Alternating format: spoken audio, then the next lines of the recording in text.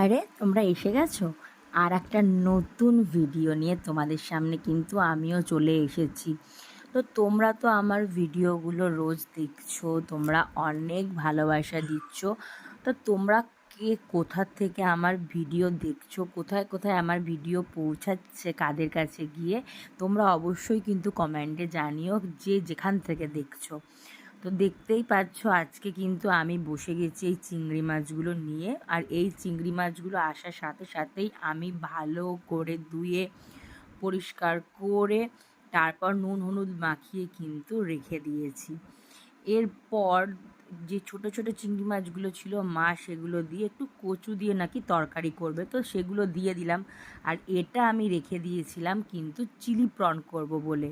তো মাকে বললাম যখন বড় বড় চিংড়ি রয়েছে, তখন মা বলল কি খাবি, রাইস খাবি না চিলি প্রন খাবি? আমি বললাম তুমি তাহলে এমনি নর্মাল ফ্রাইড রাইস করো আর তার সঙ্গে চিলি প্রন করো।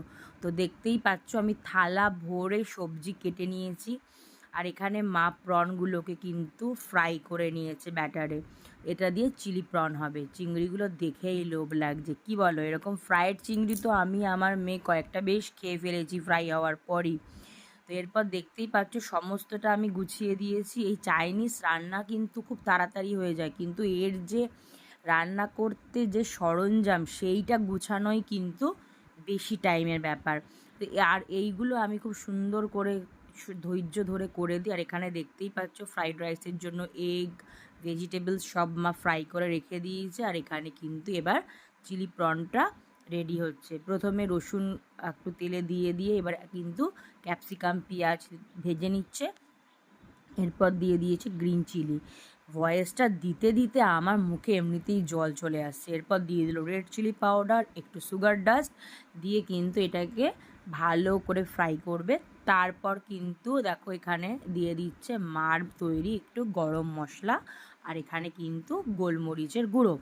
তো এটা দিয়ে আর তারপর আমরা দিয়ে দেবো কিন্তু কিষানের টমেটো কেচাপ। ঠিক আছে, আমি কিন্তু বাড়িতে যখন রান্না হয় আমাদের, তখন কিন্তু অতিরিক্ত যে সস বা কোনো কিছু ভ্যারাইটি অফ সস ইউজ করি সেরকম না। আমি যখন তৈরি করি তখন একটু চিলি সস, সয়া সস এগুলোই অ্যাড করি, বাট মা যখন করে কিছুই করে না। আর এরপর দেখতেই পাচ্ছ ক্রাঞ্চিনেস অ্যাড হওয়ার জন্য একটু কাঁচা পেঁয়াজ ওপর থেকে আবার মা দিয়ে দিল। আর তারপর দিয়ে দিল কিন্তু কর্নফ্লাওয়ার জলে গুলে একটু থিকনেসের জন্য, আর একটু গ্লেজও আসবে এতে। তো তোমরা দেখতেই পাচ্ছ আর একটু ব্ল্যাক পেপার দিয়ে দেওয়া হলো, আর একটু গরম মশলা। তো এটাকে ভালো করে এবার মিক্স করা হবে, আর সামান্য একটু ভিনিগার এখানে অ্যাড করা